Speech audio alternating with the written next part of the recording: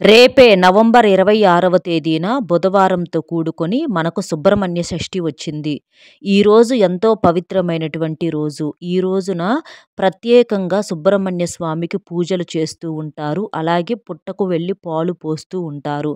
అలా చేయటం వలన మన జీవితంలో ఉన్నటువంటి సమస్యలు అంటే కొంతమందికి వివాహాలు ఆలస్యమవుతూ ఉంటాయి.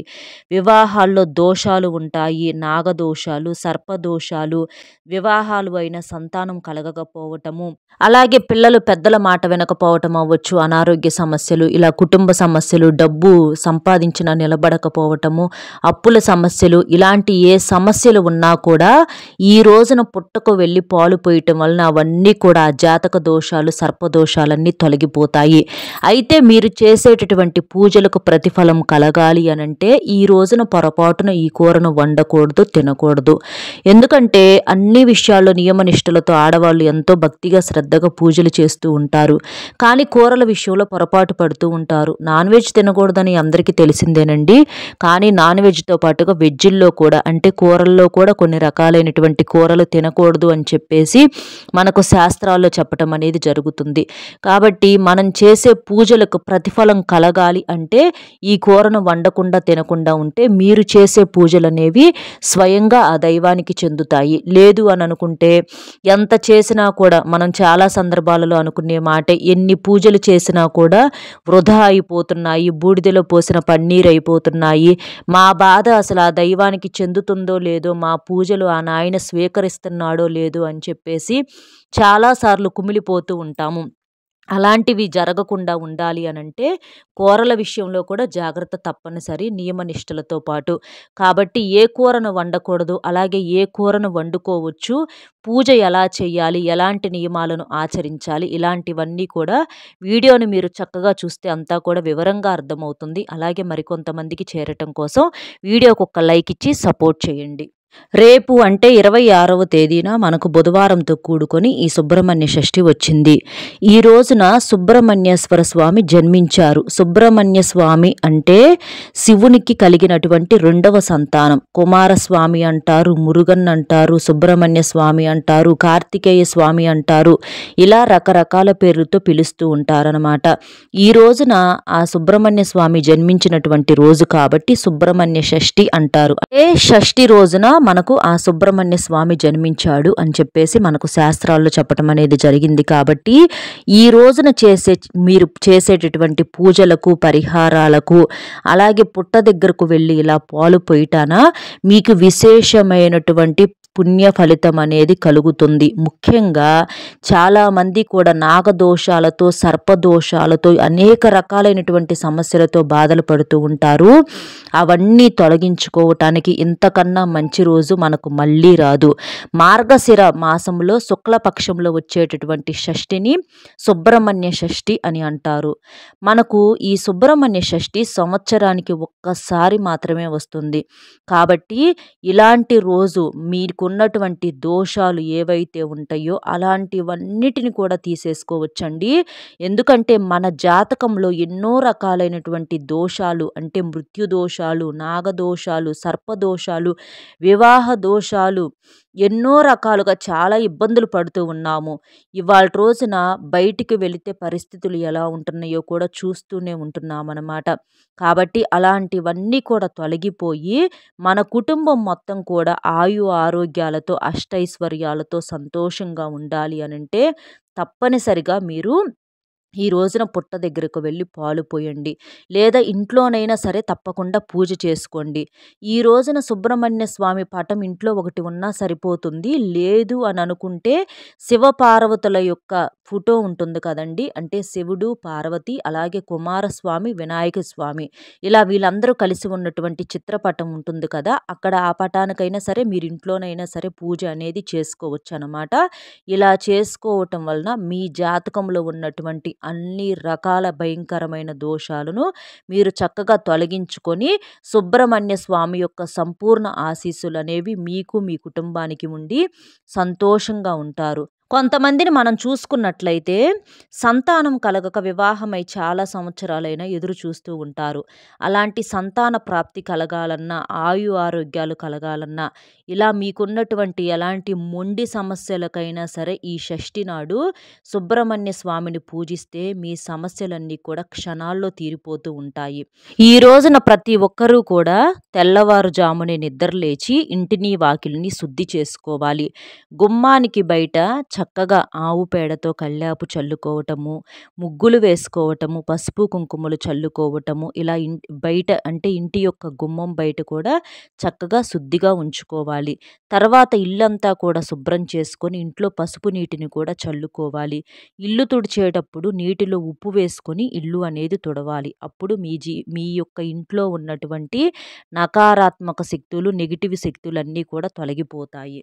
అలాగే ఇంటి యొక్క గుమ్మానికి అంటే గడపకు కూడా తప్పనిసరిగా పసుపు రాసి కుంకుమ బొట్లు అనేవి పెట్టుకోవాలి.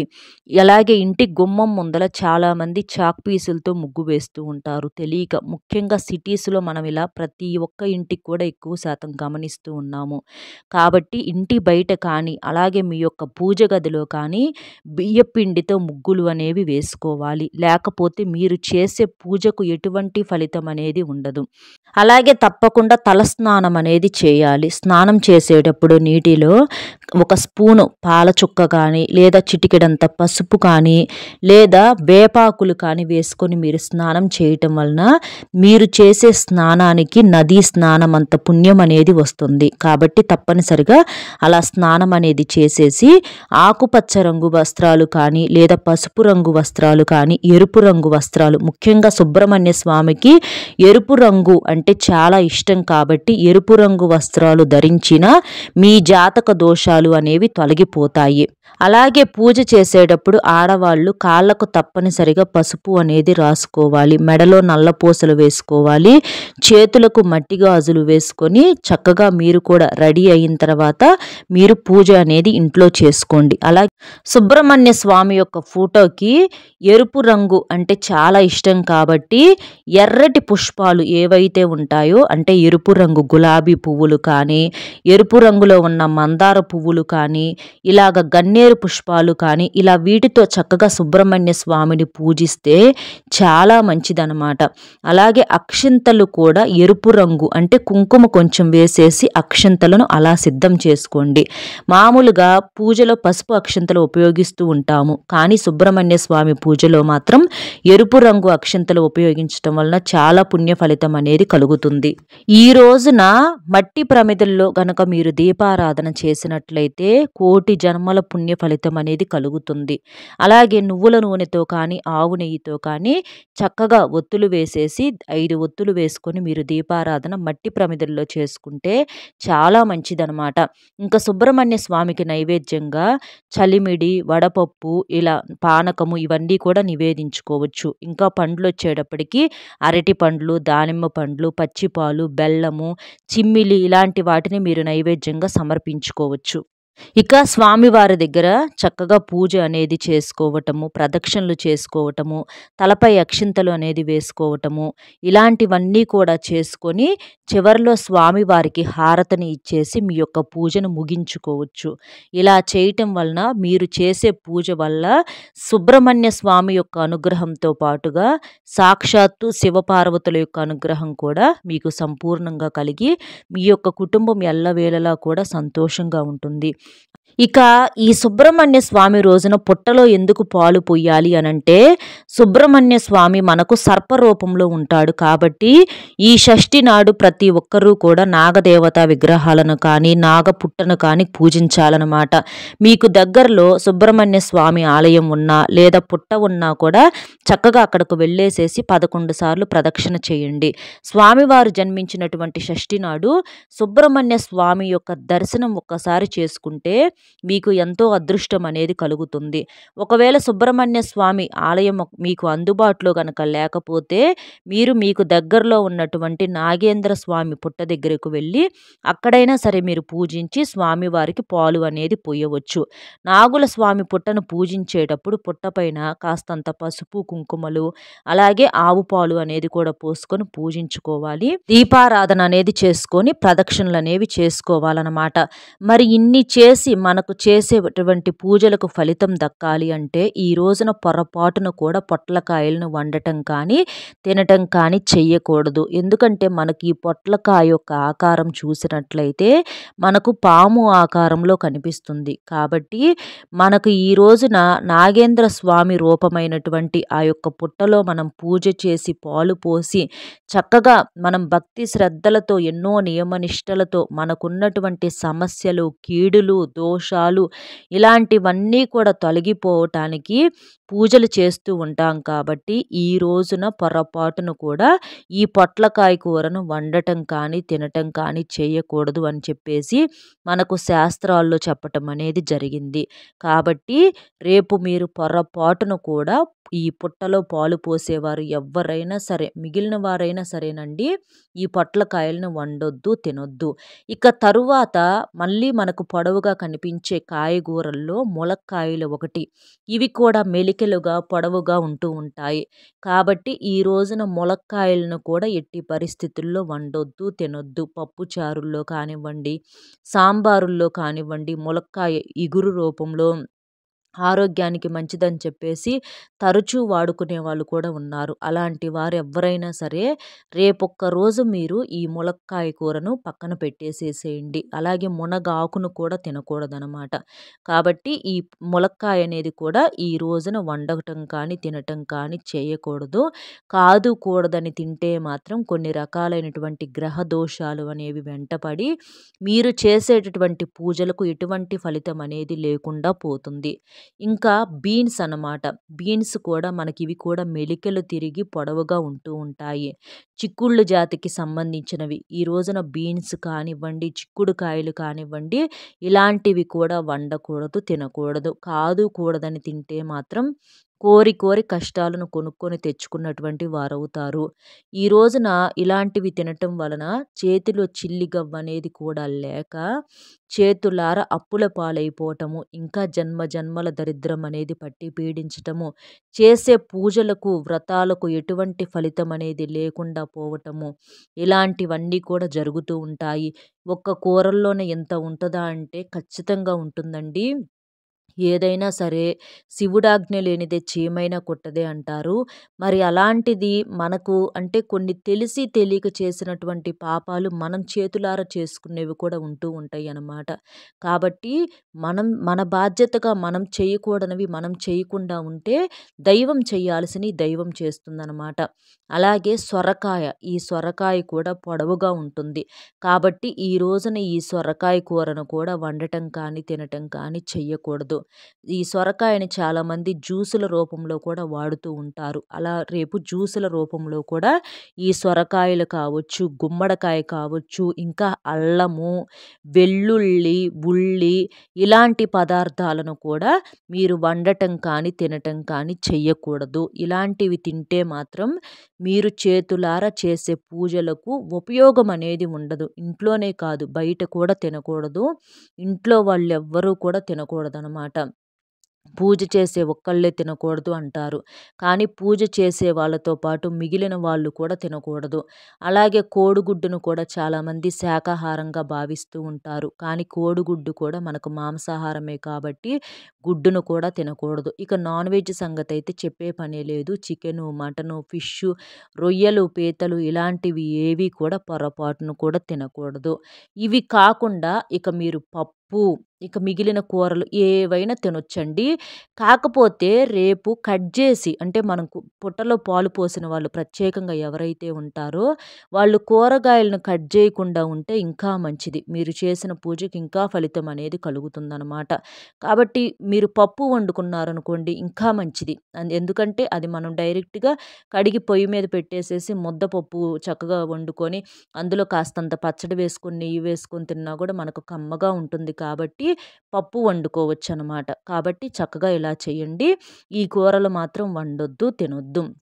అలాగే రేపు గోవుకు ఆహారంగా మీరు పచ్చిగడ్డిని కానీ లేదా కూరగాయలను కానీ తినిపిస్తే చాలా పుణ్య ఫలితం అనేది కలుగుతుంది. గోమాతలో ముక్కోటి దేవతలు కొలువై ఉంటారు కాబట్టి విశేషమైనటువంటి ఫలితము. అలాగే ఈ రోజున చక్కగా జంట నాగులకు కూడా పూజ చేస్తే చాలా మంచిది. ఆవు పాలతో జంట నాగులకు అభిషేకం చేస్తే మీకున్నటువంటి దోషాలు వెంటనే తొలగిపోతాయి. కొంతమంది వివాహ ప్రయత్నాలు చేసేవారు ఎవరైతే ఉంటారో వారికి వివాహాలు కుదరని వారు కూడా చక్కగా ఇలా చేయవచ్చు. తులసి దళాలతో మీరు సుబ్రహ్మణ్య స్వామిని పూజించినా కూడా మంచిగా వివాహ యోగం అనేది కలుగుతుంది. చాలా మందికి సంతాన సమస్యలు అంటే సంతానం కలగకుండా చాలా సంవత్సరాలు ఎదురు చూస్తూ ఉంటారు. అలాంటి దంపతులు పంచామృతాలతో జంట నాగులకు అభిషేకం చేస్తే సంతాన ప్రాప్తి కలుగుతుంది. అలాగే ఈ రోజున ఆడవారు ఉపవాసం ఉంటే చాలా మంచిది. ఉదయం అంతా ఉపవాసం ఉండి సాయంత్రం నక్షత్ర దర్శనం చేసుకున్న తర్వాత మీరు భోజనం అనేది చేసుకోవచ్చు. కాబట్టి ఈ రోజున ఉండగలిగే శక్తి ఉంటే ఉపవాసం ఉండండి. ఉపవాసం ఉండలేని వారు ఇలా ఉల్లి వెల్లుల్లి లేనటువంటి ఆహారాలు, అలాగే పాలను పండ్లను ఇలాంటి వాటిని ఆహారంగా తీసుకోవచ్చు. పప్పు ఇలాంటివి వండుకోవచ్చు అన్నమాట. ఈ రోజున దానం చేస్తే చాలా మంచిది. ఎవరికైనా అన్నదానం చేస్తే ఒక్కరికైనా సరే మీకు ఎంతో పుణ్య ఫలితం అనేది కలుగుతుంది. సుబ్రహ్మణ్య స్వామి యొక్క వాహనము నెమలి కాబట్టి ఈ షష్ఠి నాడు నెమలి ఈకను తీసుకొచ్చుకొని మీ పూజ గదిలో పెట్టుకుంటే మీ యొక్క పూజకు విశేషమైన ఫలితం అనేది కలిగి అష్టదరిద్రాలన్నీ కూడా తొలగిపోయి అష్టైశ్వర్యాలు సిద్ధిస్తాయి. మీరు కోటేశ్వరులుగా మారే అవకాశం అనేది ఉంటుంది. ఎందుకంటే నెమలి అంటే అదృష్టానికి సంకేతం కాబట్టి చక్కగా నెమలి ఈకను తీసుకొచ్చుకొని మీరు పూజ గదిలో ఈ రోజున పెట్టుకోండి. ఈ రోజున స్వామివారి యొక్క పూజ చేసేటప్పుడు పొరపాటున కూడా అంటే కొంతమంది తలకు నూనె రాసుకోవటము, గోర్లు కొరుక్కోవటము, జుట్టు విరబోసుకోవటము, జుట్టు కత్తిరించుకోవటము, ఇంటిని అపరిశుభ్రంగా ఉంచుకోవటము ఇలాంటివి చేస్తే మాత్రం ఆ స్వామి యొక్క ఆగ్రహానికి గురయ్యే అవకాశం అనేది ఉంటుంది. కాబట్టి ఇలాంటి పొరపాట్లు అనేవి చేయకూడదు. అలాగే ఈ రోజున ఏ జీవిని కూడా అంటే కొట్టడం కానీ ఏదన్నా మనకు కొన్ని రకాలైనటువంటి జీవులు తిరుగుతూ ఉంటాయి కదండి, తొండలని బళ్ళులని ఇలాంటి వాటిని కూడా కొట్టకూడదనమాట. అలా కొట్టినా కూడా చాలా పాపం అనేది కలుగుతుంది. కాబట్టి జాగ్రత్త తప్పనిసరి. ఇలాంటి నియమాలతో మీరు స్వామివారికి పూజ చేసుకున్నా చాలు. లేదా స్వామివారి దగ్గరలో ఉన్నటువంటి పుట్ట దగ్గరకు వెళ్ళి అక్కడ పాలు పోసినా మీకు చాలా మంచి జరుగుతుందన్నమాట. కాబట్టి చక్కగా ఇలా చేసేసేయండి. అర్థమైంది కదండి ఏం చెయ్యాలి, ఏం చేయకూడదు, ఏం కూరను వండుకోవాలి, ఏ కూర వండకూడదు అనేది. మన వీడియో నచ్చితే ఒక చిన్న లైక్ ఇచ్చి సపోర్ట్ చేయండి. మీరు లైక్ చేయటం వల్ల వీడియో మరికొంతమందికి చేరి మరికొంతమంది ఉపయోగించుకునే అవకాశాన్ని కల్పించిన వారు అవుతారు. మీకు తెలిసిన ఫ్రెండ్స్కి కూడా షేర్ చేస్తే హెల్ప్ అవుతుంది. మొట్టమొదటిసారిగా మన ఛానల్ చూస్తుంటే సబ్స్క్రైబ్ చేసుకొని పక్కనే ఉన్నటువంటి ఆల్ అనే బెల్ని క్లిక్ చేస్తే నేను పెట్టే ప్రతి వీడియో కూడా ముందుగా మీకు నోటిఫికేషన్ రూపంలో చేరుతుంది. కాబట్టి ఒక్క లైక్ ఇచ్చి కామెంట్ బాక్స్లో వచ్చేటప్పటికి ఓం శ్రీ సుబ్రహ్మణ్య స్వామియే నమః అనే కామెంట్ని చేయటం వలన ఆ తండ్రి యొక్క ఆశీస్సులు మీకు ఎప్పుడు ఉండి మీరు సంతోషంగా ఉంటారు మీ యొక్క కుటుంబంతో. అర్థమైంది కదండి. వీడియోకి ఒక లైక్ ఇచ్చి సపోర్ట్ చేస్తారని కోరుకుంటూ మరొక మంచి విశేషంతో మళ్ళీ కలుద్దాం. సర్వేజన సుఖినో భవంతు. నమస్కారం.